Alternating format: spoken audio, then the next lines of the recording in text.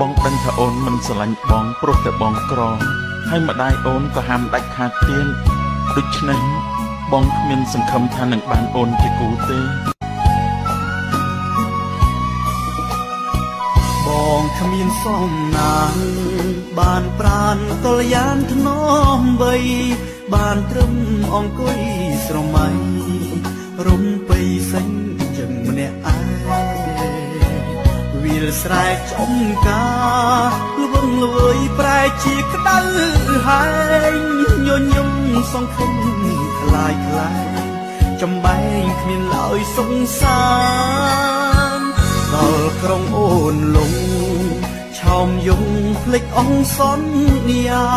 ក្រោមមេឃដួងច័ន្ទភ្លឺថ្លាស្នេហាវិចាសាសឥឡូវស្ងៀមស្ងាត់